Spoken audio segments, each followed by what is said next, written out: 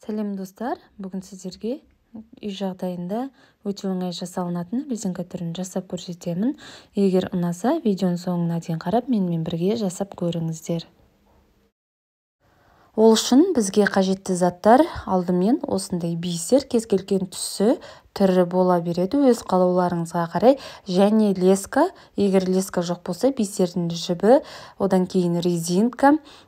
Сосын мен осындай жүректі кесіп қиып дайындап алдым. Кез келген размерлерін таңдап аласыздар. Бисердің инесі және қатты фетр, яғни қалың фетр матасы қажет. Жұқа фетрді алғаннан гөрі қатты қалың фетр матаны алған дұрысырақ болады.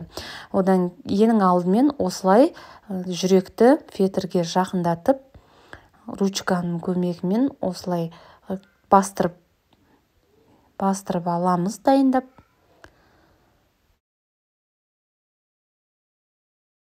Осылай екі жүректі фетрге бастырып дайындап аламыз. Біріншісі дайын, енді екіншісінде дәл осылай бастырып сызып шығамыз. Мінекей достар, мен екі жүректі де осылай бастырып шығып, қайшымен кесіп алдым. Ең алдымен біз бірінші жүрекшеге бисерді тоқып шығамыз. Ол үшін инемізді осылай лескадан ұзын қылып барынша өткізіп аламыз. Мен барынша ұзынырақ қылып алдым. Ортасында егер бітіп қалған жағдай болса, сіздерге қалай жалғау керек екенін ары қарай жалғастырып көрсетемін. Бас жағын осылай түйіп аламыз да, төменнен жоғары қарай инемізді фетрден өткізіп шығамыз. Одан кейін бір бисер аламыз да, фетрге жақындатып, төменге қарай қайтадан инемен өткізіп аламыз. Қаттырақ кішкене жақындатып, өзінің размеріне қарай дұрыстап түзетіп жатқызып аламыз да, енді жоғары қарай сол алынған бисердің жанынан қайтадан шығамыз да, бисерден осылайынан қайтадан өткізіп аламыз жібімізді. Енді ары қарай жалғастырамыз. Енді екі бисерден алып отырамыз. Бір бисерден өте қиындау болып кетеді. Негізінде бір бисермен алсаңыздар өте әдемі көрінеді. Бір бисермен жұмысымыз бітпей ұзаққа созылып кетеді. Екі бисер алдым, оны да дәл осылай фетрден өткіземіз де, жоғары жақтан екі бисердің алдындағы бірінші бисерден жанынан өткізіп шығамыз. Одан кейін қайтадан сол алынған бисерден өткізіп шығамыз инемізді. Ары қарай жалғастырамыз. Тағы да екі бисер аламыз. Фетрге жақындатып,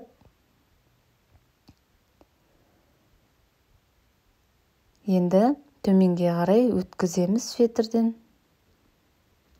Ең алдымен біз осы жүрекшенің сыртқы жағын формасын келтіріп тігіп шығамыз бисермен. Төменге қарай бисерді өткіземіз инемізді. Жоғары қарай қайтадан сол бисердің түбінен инемен өткіземіз. Одан кейін сол алынған екі бисерден қайтадан шығамыз. Тағы да екі бисер аламыз. Фетрге жақындатып, төменге қарай сол екі бисердің дұрыстап аламыз да, жанынан шығамыз. Жоғары қарай екі бисердің түбінен қайтадан шығып, екі бисерден қайтадан инемен өткіземіз. Яғни достар, дәл осылай мен сияқты айналдыра жүрекшені тоқып бисермен тігіп шығасыздар. Сіздерге түсінікті болды деген ойдамын. Ал достар, міне мен айналдыра бисермен тігіп шықтым. Енді соңғы бисер ғана қалды. Оны да дәл осылай өткізіп шығамыз. Мінекей осындай болып шықты. Енді бізде бұл бірінші қатары болып саналады. Енді ары қарай ішін осы бисерлермен толықтырамыз. Ол үшін екінші қатарды бастау керек. Яғни мен сияқты бұл жерде мен шатасып кеттім. 2 бисер алмайсыздар. Төменнен қайтадан фетрден өткіземіз. Бисерлердің ортасынан. Одан кейін қайтадан жоғары қарай екінші қатарымызды бастау үшін сол бірінші қатардағы бисерлердің жанынан қайтадан шығамыз. Енді біз 2 бисер аламыз, фетрге жақындатып, дәл алдыңғы бірінші қатар сияқты екінші қатарымызды тігіп шығамыз бисермен. 2 бисер алдым, фетрге тігіп алдым. Енді сол алынған 2 бисердің түбінен қайтадан жоғары қарай шығамыз да 2 бисерден жанына қарай ортасынан өткізіп шығамыз инемен. Дәл осылай екінші қатарды да тігіп шығамыз. Достар, екінші қатарды мен тігіп шықтым бисермен. Енді менде байқап отырсаңыздар, инем, яғни жібім бітіп жатыр. Соңына қарай аз ғана қалды. Ол жіпті фетрдің екінші жағына қарай шығарып, яғни бисері жоқ жағына қарай шығарамын да, түйіп, ары қарай 2-3 түйіп артығын кесіп тастаймын. Сіздерде де егер ортасында жіптеріңіз осылай бітіп қалатын болса, мен сияқты жасап жалғастыра бересіздер. Енді артығын қайшымен кесіп аламыз. Ары қарай инемізді сабақтап, ұзын қылып тағы да лескамызды өткізіп жалғастырамыз. Яғни ішін барлығын толтырып, осылай дәл мен сияқты жалғастырып шығасыздар. Мінекей мен жүрекшенің ішін бисерлермен толықтырып болдым. Сіздерге қатты қиынырақ болмады деген ойдамын.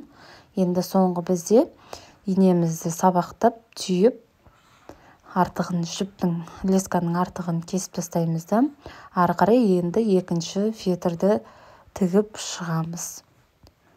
Міне, артық лескалар болатын болса, оларды да кесіп тастаймыз. Енді осындай әдемі жүрекшеміз дайын болды.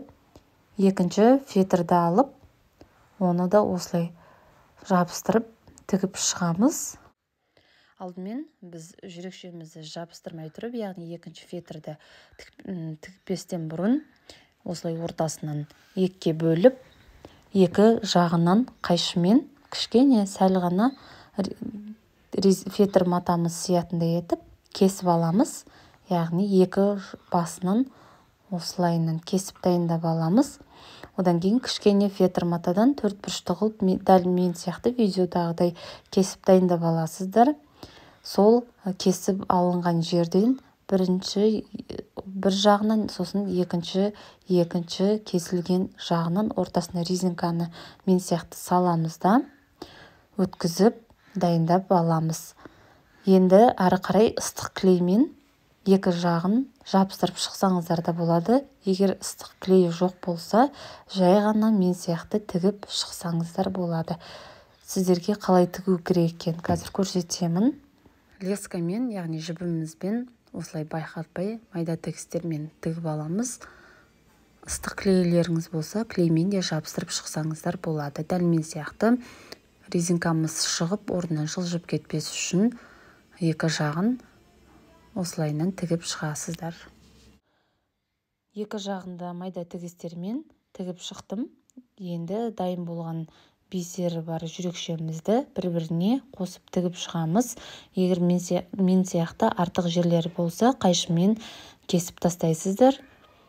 2 жағын осылай кедергі жасайтын жерлерді кесіп аламыз. Енді бір-біріне қосып тігіп шығу үшін инемізді лескадан ұзынша етіп өткізіп аламыз да, бисердің көмегімен тігіп шығамыз. Енді бетінде бисері бар жүрекшеден бірінші өткізіп аламыз. Инемізді сабақтап түйіп алғаннан кейін сол түйіп алған жерлері көрініп қалатын болса, екі ортасына қарай өткізіп көрсетпей салып жібереміз. Одан кейін бір бисер аламыз.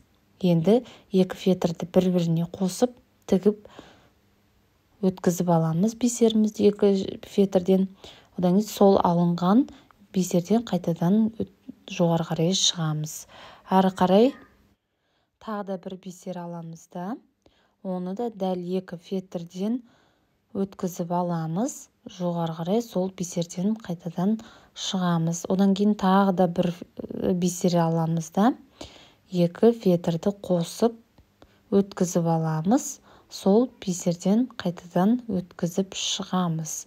Яғни достар, дәл осы мен сияқты айналдыра тігіп бисермен өткізіп шығасыздар.